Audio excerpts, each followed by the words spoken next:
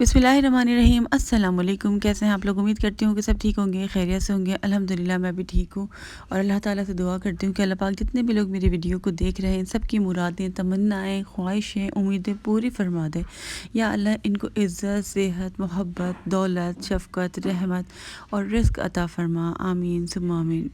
अगर आपकी ज़िंदगी में भी बहुत सारी परेशानियां हैं, आप तकलीफ़ व मसाइब का शिकार हैं, आपकी ज़िंदगी में बहुत ज़्यादा रुकावटें आ रही हैं, आप कोई काम करना चाह रहे हैं, आपका काम नहीं बन रहा, डिप्रेशन है, एंजाइटी, किसी भी तरीके की आपकी कोई प्रॉब्लम है, आप अपनी ज़िंदगी में आगे नहीं बढ़ पा रहे, यहाँ तक कि आपकी किसी भी किस्म की कोई भी परेशानी है, तो उस परेशानी से निकलने का जो वाहिद हल है ना, जो मैंने खुद एक्सपीरियंस से आपको बता रही हूँ, वो इस्तिग़फ़ार है।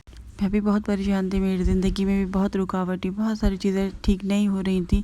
सारी चीज़ें मैंने करके देख ली थी, सब कुछ मैंने पढ़कर देखा, लेकिन इस्तिग़फ़ार करने से जो मेरी ज़िंदगी में सुकून आया है, यकीन करें कि इस्तिग़फ़ार से अल्हम्दुलिल्लाह पूरी ज़िंदगी ही बदल चुकी है। अल्लाह का लाख लाख शुक्र है। और इस तरीके से बदली है जैसे मैंने चाही थी, वैसे नहीं बदली जैसे अल्लाह ताला ने चाहे थे। और अल्लाह ताला हमसे बहुत ज़्यादा बेहतर जानते हैं कि हमारे लिए क्या बेहतर है।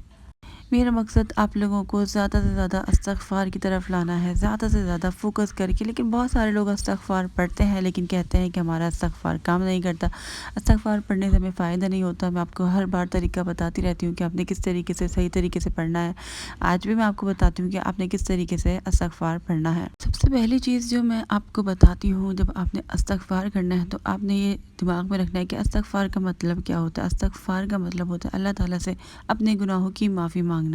ठीक है, जब आपको अपने गुनाह की माफ़ी मांगनी है तो आपको पता भी होना चाहिए कि आपको कौन से गुनाह की अल्लाह ताला से माफ़ी मांगनी है। बहुत सारे लोग कहते हैं कि जब हम इस्तिग़फ़ार करते हैं तो हमारा फ़ोकस नहीं बन पाता, हम ध्यान से इस्तिग़फ़ार नहीं करते। उसकी मेन वजह यही है कि आप अपने गुनाह को गुनाह समझते ही नहीं हैं। अच्छा, बहुत सारे हम गुनाह कर रहे होते हैं, लेकिन गुनाह के बारे में हमें पता भी नहीं होता है। तो गुनाह भी दो तरीके के होते हैं, आप लोगों को पता होगा कि एक कबीरा गुनाह होते हैं और एक सगीरा गुनाह होते हैं। सगीरा तो कबीरा गुनाह जो होते हैं, कबीरा का मतलब होता है बड़े। तो जो बड़े बड़े गुनाह होते हैं ना, वो उन गुनाह को कहते हैं जिनके लिए अल्लाह पाक ने जो है हदें मुकर्रर कर दी और एक कानून बन गया कि अगर आप ये गुनाह करते हैं तो फिर आपको शरीयत के मुताबिक सज़ा दी जाती है ना। आप मुजरिम हैं तो आपको, जैसे चोरी करने को हम लोग बहुत छोटी सी चीज़ समझते हैं, लेकिन हमारे प्यारे नबी सल्लल्लाहु अलैहि वसल्लम ने फरमाया है कि खुदा की कसम, मेरी बेटी फ़ातिमा भी अगर चोरी करती है तो मैं उसकी भी हाथ काटने का हुक्म देता। तो शरीयत में इसकी सज़ा तो, चोरी की सज़ा तो हाथ काटने की है ना, लेकिन हमारे यहाँ इस चीज़ को बहुत छोटा समझा जाता है। लोग कुछ भी, किसी की भी चीज़ उठा लेते हैं। बहुत जगह है, मैंने देखा है, लोगों की बहुत ज़्यादा आदत होती है और इस गुनाह को वो गुनाह नहीं समझते। इस तरीके से झूठ, बात बात पर झूठ बोलते हैं। मजाक में झूठ बोलना भी मना है और झूठ बोलना कोई सगीरा गुनाह नहीं है, वो भी बहुत कबीरा गुनाह है। और छोटे मोटे गुनाह तो हम बहुत ज़्यादा करते ही रहते हैं। तो अगर हम छोटे गुनाह कर रहे हैं ना, इसका मतलब ये नहीं है कि कोई मसला नहीं है, कि हम करते ही रहते हैं। ठीक है, अगर आप छोटे छोटे गुनाह भी करते रहते हैं ना, तो वो भी आपके बड़े बन जाते हैं। जैसे अगर हम कोई छोटी सी नेकी करते रहते हैं, वो अल्लाह ताला की बड़ी हो जाती है। इस तरीके से कोई आप गुनाह किए जा रहे हैं, छोटा भी, और आप उसको गुनाह ही नहीं समझ रहे, अल्लाह ताला की नाफरमानी ही नहीं समझ रहे, तो वो बड़ा हो जाता है। इसी तरीके से अगर आपका कोई बहुत बड़ा आप गुनाह कर रहे हैं ना, लेकिन आपको एहसास है कि आप वो गुनाह कर रहे हैं, और करने के बाद आपको बहुत फ़ौरन एहसास होता है और शिद्दत से आप अल्लाह ताला से माफ़ी मांगते हैं, अल्लाह ताला से इस्तिग़फ़ार करते हैं ना, तो फिर वो गुनाह भी आपका छोटा हो जाता है। सारी चीज़ है कि आपको नदामत होना, शर्मिंदगी होना ज़रूरी है। तो हमने ऐसे ही किसी को ताना दे दिया, किसी को कोई बात कह दी, किसी का दिल टूट गया, हमें तो नहीं पता था, हमें लग रहा है कि हम मजाक कर रहे हैं, और मजाक मजाक में किसी का दिल टूट गया, और तो दिल तोड़ना तो बहुत सख्त गुनाह है। शायद आप लोगों को इस चीज़ का अंदाज़ा भी नहीं हो कि आपने कितने दिल तोड़े होंगे। तो आप इस चीज़ की अल्लाह ताला से माफ़ी मांगें। वो कहते हैं ना, हमने करदा ना करदा गुनाहों की, जो आपको हमने अनजाने में भी किए हैं, उसकी भी आप अल्लाह ताला से माफ़ी मांगें और शिद्दत से महसूस करें इस चीज़ को कि पता नहीं मेरी वजह से किसी का दिल टूटा होगा, तो अल्लाह ताला मुझे माफ़ कर दें, या अल्लाह मैंने कभी कोई गलती कर दी होगी, मुझे नहीं एहसास हुआ होगा, तो उसके लिए मुझे माफ़ कर दें। मैंने गुनाह, बड़े बड़े गुनाह का तो इंसान को इदराक होता ही है कि मैंने ये चीज़ें की हैं, और गिल्ट बहुत ज़्यादा होता है। अगर आपको अपने गुनाह का एहसास नहीं है ना, और आपको गुनाह को गुनाह नहीं समझ रहे, तो ये बहुत ख़तरनाक बात है। इसका मतलब है कि आपका दिल बीमार हो चुका है, काला हो चुका है, आप गुनाह को गुनाह ही नहीं समझ। तो आपको अपने गुनाह का एहसास होना बहुत ज़्यादा ज़रूरी है। आपका मकसद सिर्फ़ ये होता है कि आपने ये सुन रखा है कि इस्तिग़फ़ार करने से बहुत बरकतें आती हैं, अल्लाह ताला की रहमतें हासिल होती हैं। ठीक है, लेकिन इस्तिग़फ़ार आपको फिर सही तरीके से करना भी तो है ना। تو آپ جو ہے نا مقصد کو بھول کر آپ کا مقصد یہ ہونا چاہیے کہ اللہ تعالیٰ مجھے معاف کر دے، اللہ تعالیٰ مجھ سے راضی ہو جائے، مین مقصد یہ ہونا چاہیے استغفار کرنے کا۔ جب میں آپ کو یہ طریقہ بتا رہی ہوں تو بہت سارے لوگ کہتے ہیں کہ طریقہ تو بتایا نہیں پڑھنے کا، تو طریقہ کار تو یہی ہے نا، استغفر اللہ، اگر نئے لوگ ہیں تو استغفر اللہ آپ پڑھتے رہیں، یا آپ کسی کوئی اور سے بھی استغفار کرنا چاہتے ہیں تو وہ بھی آپ پڑھ سکتے ہیں۔ مقصد آپ کا اللہ تعالیٰ کو راضی کرنا ہے، اپنے گناہوں کی معافی مانگنا ہے، کیونکہ استغفر اللہ جو ہے نا چھوٹا سا ہے اور بہت زیادہ آسان ہے اور بہت بار آپ پڑھ سکتے ہیں، اسی لیے ہم لوگ کہتے ہیں کہ آپ استغفر اللہ پڑھیں۔ اگر آپ کا دل چاہتا ہے کوئی اور سے بھی استغفار کرنے کا، بہت سارے استغفار ہیں، آپ وہ بھی کر سکتے ہیں، مقصد صرف اللہ تعالیٰ کو راضی کرنا ہے۔ لیکن اچھا ایک بات یہ ہے کہ جتنے بھی بزرگ ہیں نا وہ یہ کہتے ہیں کہ کمزور دشمن کو کبھی بھی حقیر نہیں سمجھنا چاہیے، گناہ انسان کے جانی دشمن ہے، اس لیے اگر وہ چھوٹے اور حقیر بھی ہوں تو بھی انہیں حقیر تصور نہیں کرنا چاہیے، انہیں حقیر اور چھوٹا تصور کرنا ہی جو ہے وہ اصل تباہی اور بربادی ہے۔ اور جو ہماری مصیبتیں آتی ہیں نا، پریشانیاں آتی ہیں، وہ انہی کی وجہ سے آتی ہیں۔ تو یہ چھوٹے چھوٹے جو گناہ ہوتے ہیں نا، آہستہ آہستہ ایک بڑے گناہ کا روپ دھار لیتے ہیں۔ جس طرح چھوٹے چھوٹے سنگریزوں کو کوئی حیثیت نہیں ہوتی مگر ایک جگہ جمع ہوتے رہتے ہیں تو وہ چھوٹے سے ڈھیر میں تبدیل ہو جاتے ہیں، پھر وہی ڈھیر ٹیلا بن جاتا ہے اور یہ سلسلہ جاری رہتا ہے تو پہاڑ بن جاتا ہے۔ اس لیے معمولی سے معمولی اور چھوٹے سے گناہ سے بھی بچنے کی جو ہے نا وہ ضرورت ہوتی ہے۔ ایک دفعہ نا ہمارے پیارے نبی صلی اللہ علیہ وآلہ وسلم صحابہ کرام کے ساتھ سفر پہ گئے کہیں، تو ایک جگہ جو ہے نا بیاباں سی تھی، سنسان تھی، تو وہاں پر ان لوگوں نے قیام کیا۔ پھر ہمارے پیارے نبی صلی اللہ علیہ وآلہ وسلم نے ان کو حکم دیا صحابہ کرام کو کہ ارد گرد سے لکڑیاں جمع کر کے لاؤ۔ تو انہوں نے عرض کیا کہ یا رسول اللہ صلی اللہ علیہ وآلہ وسلم، یہاں تو لکڑیوں کو نام و نشان تک نہیں ہے۔ آپ صلی اللہ علیہ وآلہ وسلم نے فرمایا جو تنکا ہو، شاخ، گھاس پھوس، کوئی بھی چیز ملتی ہے اس کو لے آؤ۔ تو صحابہ کرام جو ہے وہ ڈھونڈنے لگے، جس کے جو ہاتھ میں آیا جو بھی چیزیں ملی وہ لے کر آ گئے، اور دیکھتے ہی دیکھتے وہاں چیزوں کا ڈھیر لگ گیا۔ تو ہمارے پیارے نبی صلی اللہ علیہ وآلہ وسلم نے فرمایا کہ نیکیوں اور برائیوں کا بھی یہی حال ہے، چھوٹی چھوٹی نیکیاں ملتی رہیں تو نیکیوں کا انبار لگ جاتا ہے، اگر برائیاں جمع ہوتی رہیں تو ان کا بھی ڈھیر لگ جاتا ہے۔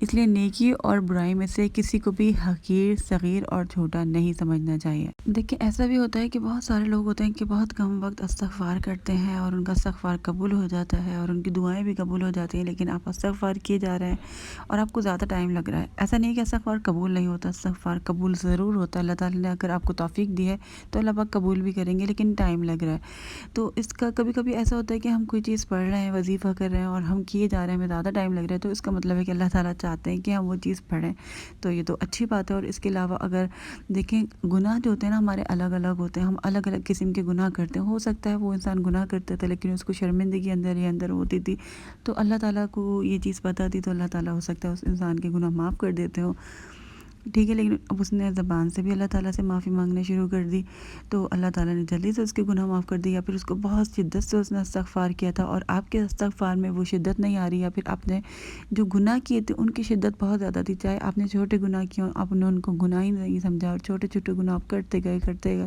آپ کو اندازہ تو نہیں ہے نا، تو ہو سکتا ہے معاف ہونے میں جو ہے نا وہ ٹائم لگ رہا ہو، تو استغفار نہیں کرتے رہیں، چھوڑے نہیں، ٹھیک ہے۔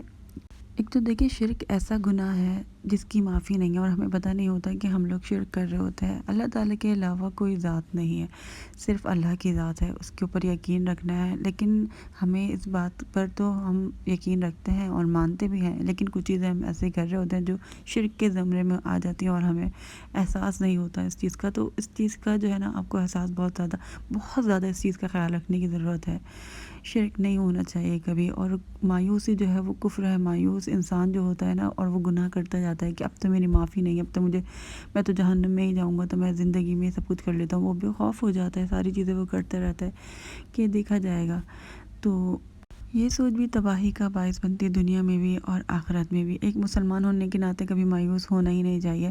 ہاں شیطان کبھی کبھی آپ کو بہکاتا ہے، وسوسے ڈالتا ہے، آپ کو مایوسی کی طرف لے جاتا ہے، لیکن آپ کے پاس اختیار ہے، آپ واپس سے اپنے آپ کو موڑ لیں، آپ اللہ تعالیٰ کی رحمت کے بارے میں بولنا مطلب سوچنا شروع کر دیں۔ آپ کوئی ایسی ویڈیو دیکھیں، جب میں بہت زیادہ پریشان ہوتی تھی نا تو میں اس طریقے کی ویڈیو دیکھتی تھی کہ میں اللہ تعالیٰ پہ توکل کیسے کروں، اللہ پر یقین کیسے کروں، مجھے لگتا تھا شاید مجھے توکل نہیں ہو رہا، تو اس طریقے کی آپ چیزیں دیکھنے لگیں گے نا، موٹیویشن ملے گی، تو آپ جو ہے نا دوبارہ سے آپ کے اندر ایک جان آ جاتی ہے اور آپ دوبارہ سے اپنی ساری چیزیں پڑھنا شروع کر دیں گے۔ اس کے علاوہ سب سے بڑا جو مجھے غلطی لگتی ہے کہ نماز میں بہت زیادہ لوگ کوتاہی کر رہے ہیں، بہت زیادہ لوگ جو ہے وہ نماز نہیں پڑھتے، جبکہ نماز سب سے زیادہ ضروری ہے۔ اگر آپ نماز پڑھنے لگیں گے آپ کے آدھے مسئلے ایسے ہی حل ہو جائیں گے، تو نماز کو لازمی کریں۔ بہت سارے لوگ وقت پہ بھی نہیں پڑھتے، تو وقت پہ نماز پڑھیں، ٹھیک نماز پڑھنے کی کوشش کریں کہ اللہ تعالیٰ قبول کر لے، ٹھیک ہے۔ تو بہت ساری چیزیں ہیں جو ہمیں اپنی چینج کرنے کی ضرورت ہے۔ استغفار کریں گے تو استغفار کے ساتھ یہ چیزیں بھی ضروری ہیں۔